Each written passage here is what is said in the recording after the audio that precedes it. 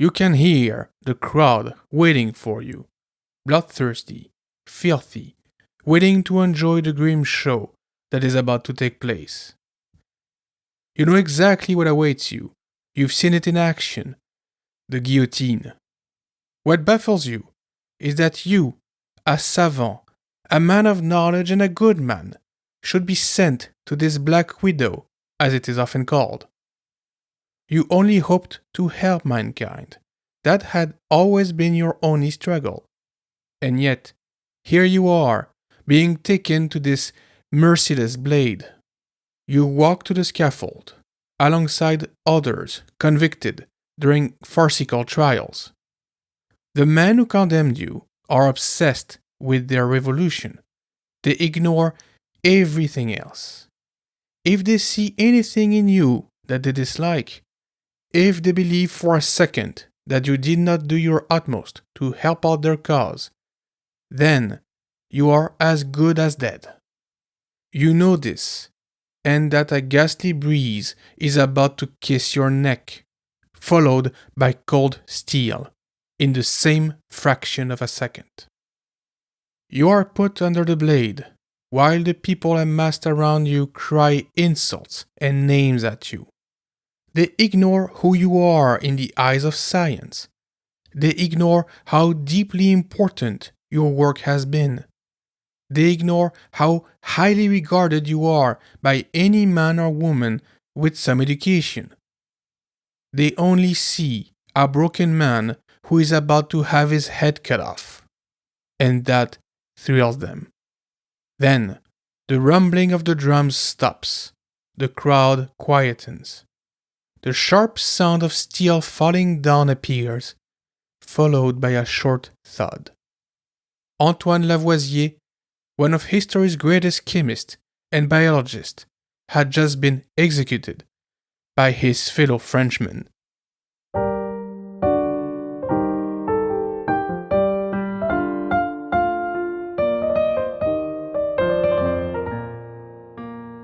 Welcome to Lafayette We Are Here, the French history podcast by a Frenchman. Today, we are talking about Antoine Lavoisier, the famous French chemist who ended up being executed during the French Revolution. First, I have an announcement to make. After a period of reflection, I have decided to change the frequency of the podcast. Instead of releasing an episode every month, I will now release one episode every 2 months. The reasons are simple. Although I love researching, writing, and recording the episodes, it is very time-consuming, and as a one-man army, it requires many hours per episode. With a full-time job and a young family, it simply becomes too demanding. I would rather release fewer episodes but continue podcasting, rather than becoming frustrated or burnt out and stopping altogether. I hope you understand and will continue to listen and support the show. In other news, although I stopped using it last year, I have now deleted the podcast X, formerly Twitter, account. I simply could not bear to keep my podcast on a platform that has transformed into an extreme right-wing political propaganda machine. I am not judging anyone who still uses it. I understand that walking away from a community you've built over the years is no easy decision. It certainly was not for me, as I had cultivated a following of over 3,000 people. But it became impossible to stay, especially when there are other platforms readily available. You can now find the podcast social media presence on Blue Sky and Mastodon, as well as on Meta's platforms.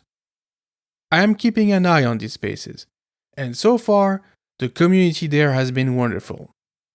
The links are in the show notes, or you can simply search for Lafayette Podcast in their search engines. Now, back to our subject, Lavoisier. If you weren't sleeping through your chemistry classes in high school, you probably heard the phrase, "Nothing is lost, nothing is created, everything is transformed." This is basically what we know as the law of conservation of mass, which was confirmed by Lavoisier in his Traité élémentaire de chimie in 1789. It is also a prime example of the type of work that Lavoisier produced. He did not discover that many things or created revolutionary machines or equipment. What he did was establishing a clear analytical method and applying it to his field of study at any given moment, be it chemistry, biology, or, as we shall see, finances and duties. Lavoisier can be seen as the great organizer, an analytical and methodological mind like no other. Not a crazy and genial scientist conducting dangerous experiments in his basement, although he did conduct his fair share of experiments, but an administrator of science, one of remarkable efficiency. And this man, as I have said, will end his days under the blade of the guillotine in 1794. How can this be? Well, it's the results of events that took part 2 decades before he was judged and executed. To understand how Lavoisier went from a leading scientific mind to a man condemned to death, let's start at the very beginning, his origins.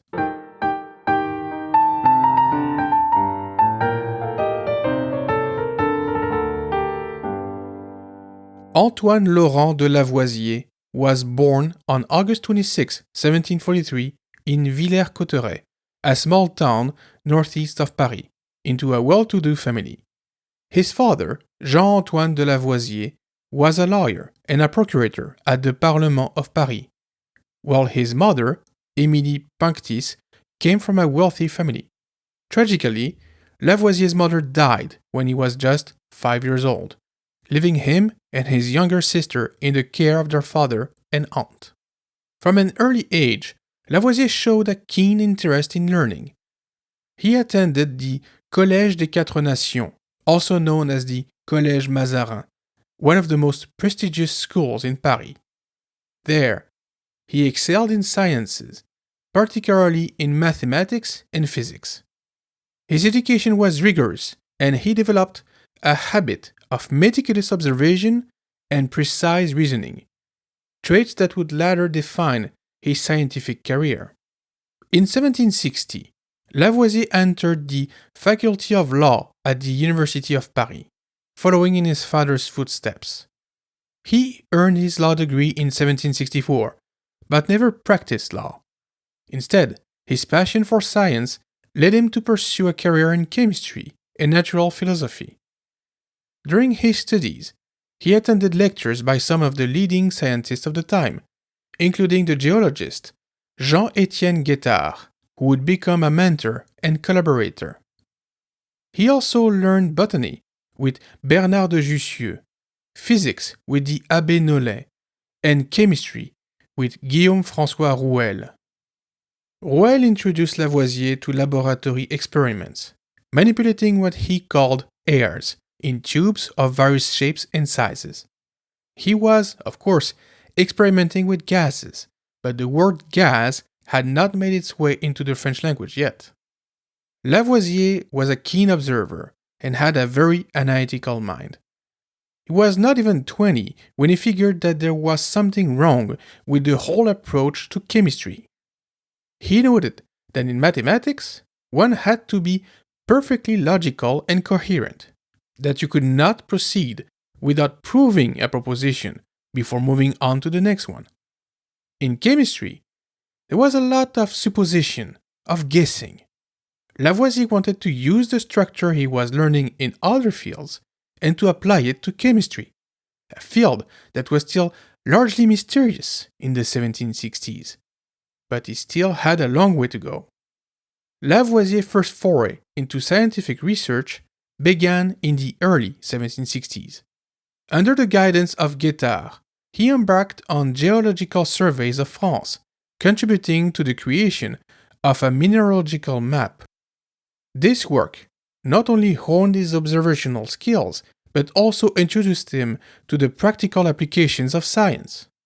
Lavoisier's involvement in these surveys marked the beginning of his lifelong commitment to documenting and analyzing natural phenomena. In 1763, Lavoisier published his first scientific paper, a detailed description of an aurora borealis he had observed. This paper demonstrated his ability to combine careful observation with theoretical analysis, a hallmark of his later work. Around the same time, he began conducting experiments on gypsum, a mineral used in plaster, and studied its properties, including its solubility in water and its behavior under heat. His findings on the dehydration of gypsum were among his earliest contributions to chemistry. Lavoisier's early work demonstrated his ability to combine theoretical knowledge with practical experimentation.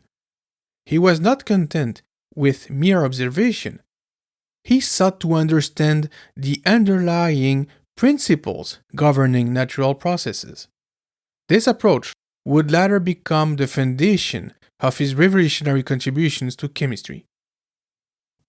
In 1768, Lavoisier is admitted into the Académie royale des sciences as assistant to chemistry, a remarkable achievement for a 25-year-old. He would quickly make a name for himself in this great institution. But Lavoisier was not interested only in nature and science. He also cared about social and financial structures. In 1768, he made a decision that would shape both his personal and professional life. He joined the Ferme Générale, a private company responsible for collecting taxes on behalf of the French monarchy. The system was essentially a form of tax farming, where the French government outsourced tax collection to private individuals or groups, known as fermiers généraux, or general farmers, who paid the crown a fixed sum in advance and then collected taxes from the populace to recoup their investment and make a profit. This arrangement allowed the monarchy to secure immediate revenue without the administrative burden of managing tax collection directly. However, the Ferme Générale was deeply unpopular among the French people. The fermiers généraux were often seen as corrupt and exploitative, as they had a vested interest in maximizing their profits, sometimes through harsh or unfair methods. The system was also inefficient and riddled with inequalities, as the tax burden fell mostly on the lower classes, while the nobility and clergy enjoyed exemptions. This widespread resentment contributed to the growing discontent that fueled the French Revolution, but we shall circle back to that later.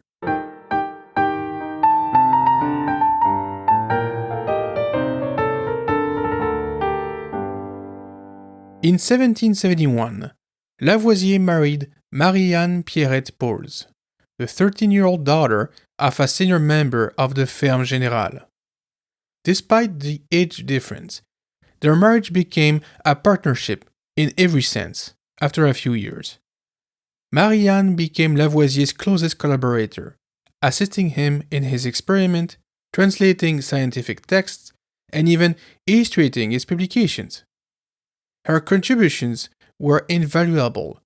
Together, the couple transformed their home into a hub of scientific activity. Lavoisier's laboratory at the Arsenal in Paris became a meeting place for leading scientists of the time, including Joseph Priestley, Benjamin Franklin, and Pierre-Simon Laplace. Marie-Anne's involvement was unprecedented for a woman in her time, and her contributions helped to ensure the success of his experiments and publications. Ironically, it is thanks to his position as fermier général that Lavoisier will be able to advance his scientific researches. Assigned to the secretariat in charge of the collection of taxes at the Paris Court, he had a scale that was used to detect fraud, the most accurate in Europe. And it is this scale that he used to carry out molecular weighing of various gases with an unprecedented margin of error until then. Taxes financing scientific research. Remarkably modern, isn't it? Since antiquity, every man of science recognized the four elements of the world: earth, water, air, and fire. But these were impenetrable. They could not be analyzed properly. Although they understood that there was a preservation of mass during their interactions, it was never proven by experimentation. Thanks to this extremely accurate scale, Lavoisier started conducting experiments. He boiled water over very long periods of time, often for several weeks. He burned various elements, added acid to others. He noted precisely the weights of all the elements involved. Although they could change forms many times, their weights remained the same. He also observed the various states of burning matter, including the formation of what he first called elastic emanations. He was making great strides into understanding the ways elements affect each other under different stresses. These may seem simple lab experiments, akin to what you could do in high school today. But in the 1770s, this was groundbreaking. Lavoisier was also very keen on reproducing experiments first conducted by others. But he always added his precision measurements and observations, hence improving upon the original experiment. He was also fascinated by combustion and wanted to understand its mechanism. Thanks to the works of others, such as Joseph Priestley and Joseph Black, he understood the necessity of the presence of what he called dephlogistic air. In 1779, he baptized this type of air oxygen. He will then proceed in understanding oxidation. Later on, he will isolate the presence of oxygen in water, and he will name a new gas, hydrogen. He also pointed out that the air we breathe was composed of a mix of gases, namely oxygen and nitrogen. By the way, Lavoisier first identified these gases as the vital gas and the anti-vital gas. The first one, as we saw, will be renamed oxygen because of its acidification qualities. The latter is named in French azote, meaning deprived of life. To Lavoisier, it was always important to show the balance that structured the natural world, and that went all the way to naming conventions. Thanks to these experiments in the 1760s and 70s, Lavoisier debunked the traditional phlogiston theory that there was a special element called phlogiston enabling combustion, and that matter affected by combustion or rusting would change in mass. Lavoisier established that matter changes in many ways, but that indeed, nothing is lost, nothing is created, everything is transformed. Lavoisier was also working on improving France's military capabilities. In 1775, he took charge of the powder and saltpetre management to conduct research on gunpowder. The goal was to make France self-sufficient in its production and to produce a higher quality powder for its military. It is important to underline the massive paradigm shift that this represented at the time.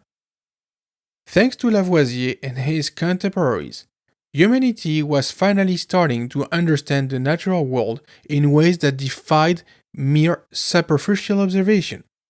Lavoisier's contribution wasn't due to him being a genius or being lucky. He established a method of work and analysis that allowed him to figure out how molecules interacted. He kept working on dissecting and cataloging experiments and elements, and in 1789 he published his Traité élémentaire de chimie, or Elementary Treatise on Chemistry, considered to be the first manual of modern chemistry. In it, he describes with precision the various experiments and results I've talked about, and he establishes a nomenclature of chemical elements. It will evolve over the next century until Dmitry Ivanovich Mendeleev published his famous periodic table in 1869. If Lavoisier was doing his utmost to understand chemistry and nature in general, something else was about to undergo a massive transformation: France. Just like the water in Lavoisier's lab, the country was boiling, and if nobody took control of the fire, it could very well explode.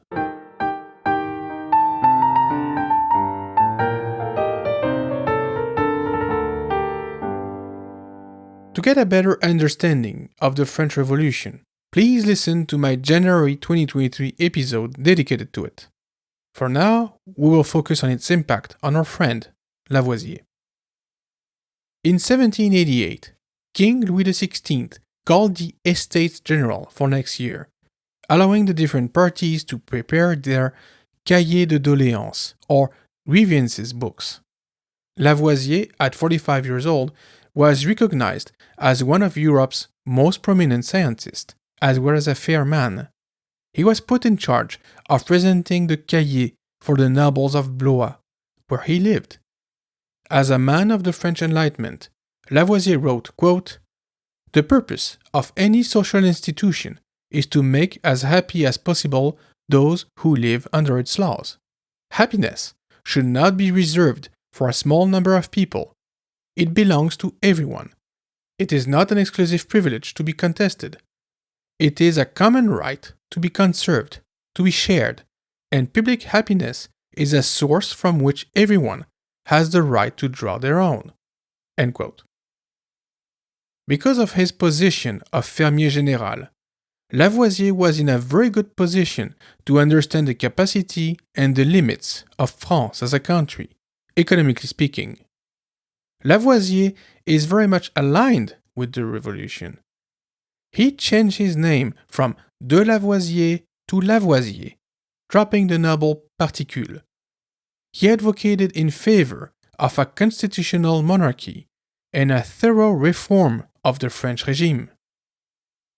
Inspired by the principles of law and the example set by the United States, he favored the establishment of a new currency to better control France's finances. In March 1791, he delivered a very detailed report on France's territorial wealth to the Constituante, the assembly in charge of the country at the time. In his report, he detailed how much money could be taxed without putting an exaggerated load on the taxpayers.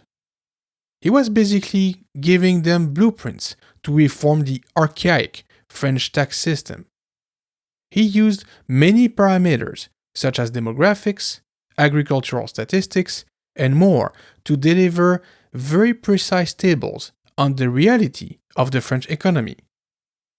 But despite all this, some men in the revolutionary government had Lavoisier in their sights. Not because of what he was saying, but because of who he was and what he represented. Lavoisier was born a nobleman. He was rich and used his considerable wealth to become even richer. The fact that he conducted himself in a fair manner towards the people working under him, that he was not corrupt like many other fermiers, or that he used his resources to finance his most important researches was besides the point. He was targeted because he was part of the ruling class. He was both a nobleman and a fermier général. The fermiers were perceived as enemies of the revolution, and, after 1792, as enemies of the Republic. While it is true that many fermiers were indeed opposed to the République, Lavoisier was actually trying to help it. He was working on the establishment of a national educational system, aiming to make France the most educated and literate country in the world. Not what I would call an enemy of the people, wouldn't you agree? Sadly for Lavoisier, the Reign of Terror, that terrible period of French history, would start in 1793, under the rule of Maximilien Robespierre and the Committee of Public Safety. I explore it in much more detail in my dedicated episode, but basically, the committee was targeting thousands upon thousands of French citizens. They established revolutionary tribunals that could order the arrest, judge, and execute people in a matter of days, sometimes hours. By mid-1794, around 40,000 people will be guillotined by this terrible regime. Lavoisier, as we shall see, will be one of them.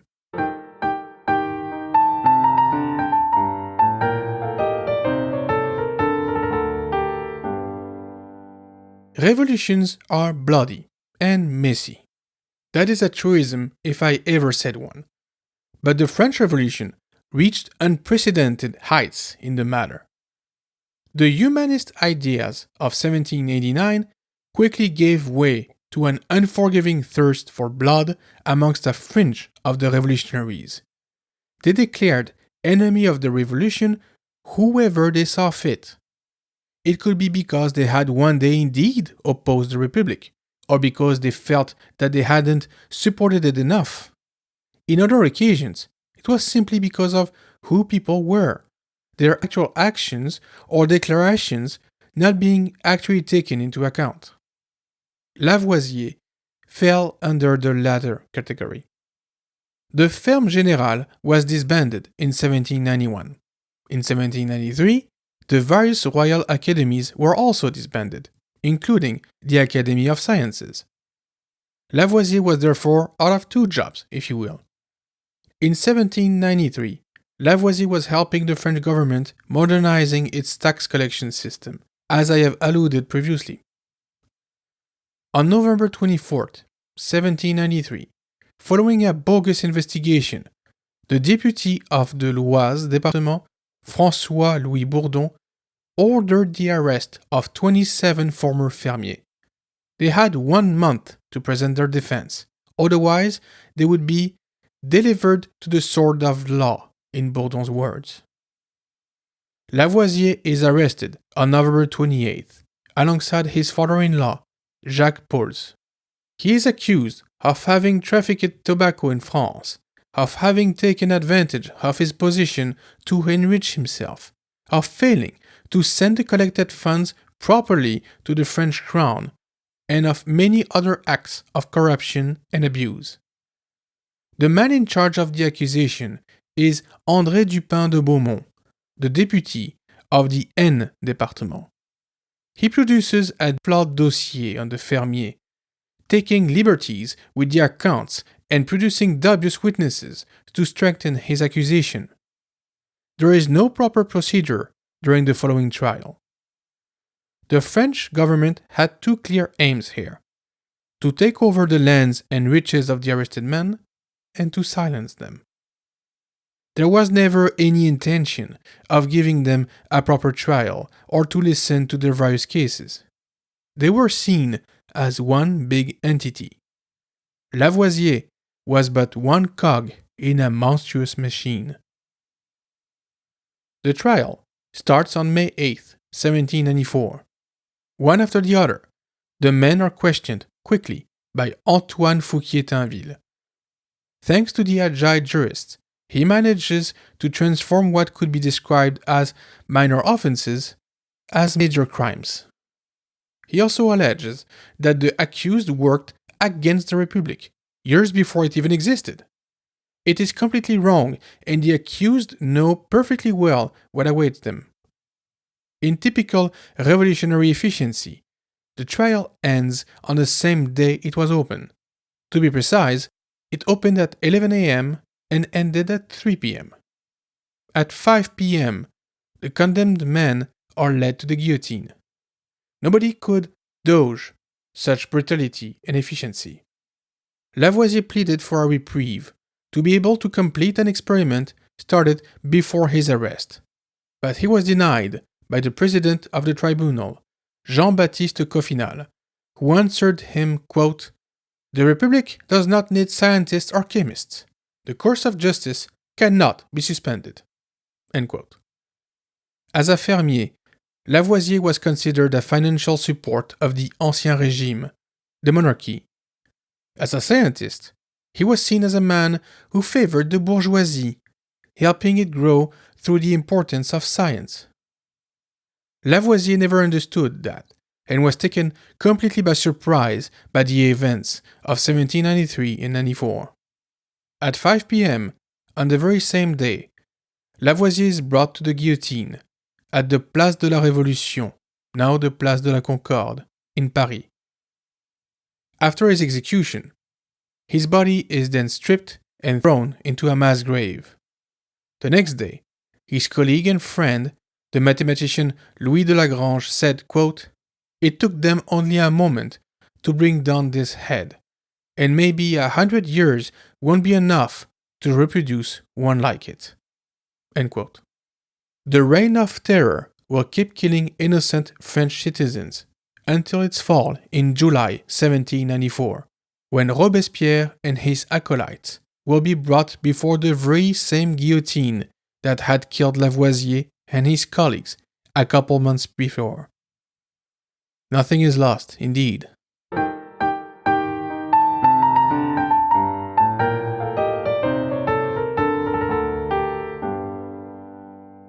The story of Antoine Lavoisier is incredibly dramatic and tragic. To this day, he is hailed as a scientific hero. After his passing, his widow, Marie-Anne Pauls, struggled enormously.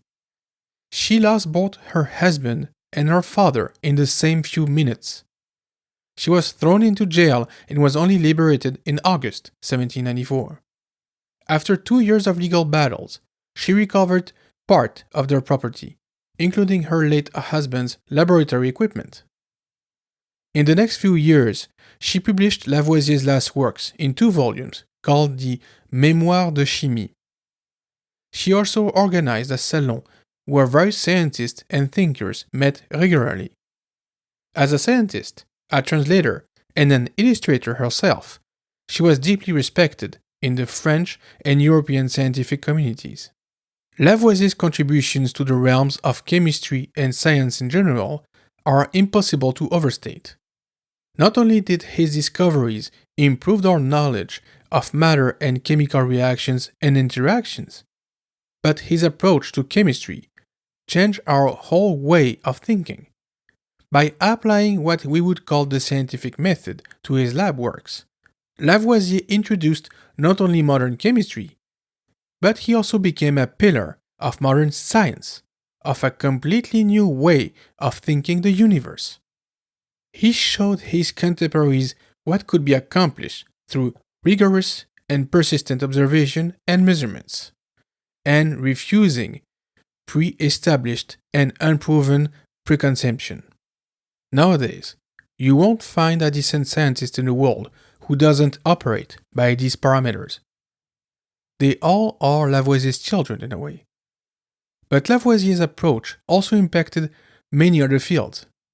Agronomy, demographics, economics, and many other disciplines benefited of Lavoisier's work ethic and methods.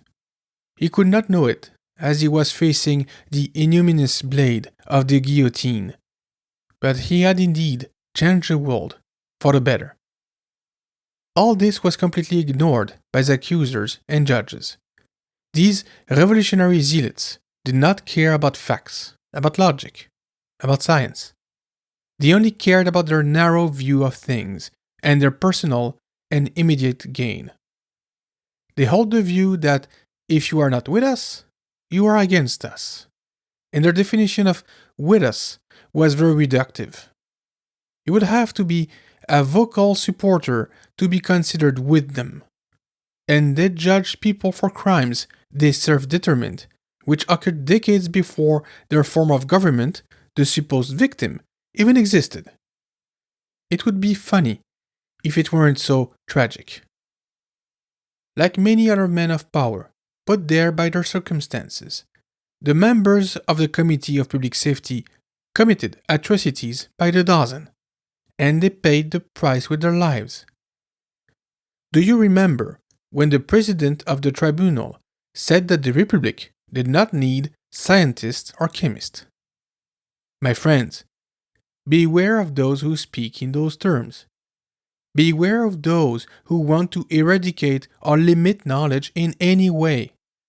Lavoisier's executioners did not live to tell the tale, just like other dictators in the following centuries.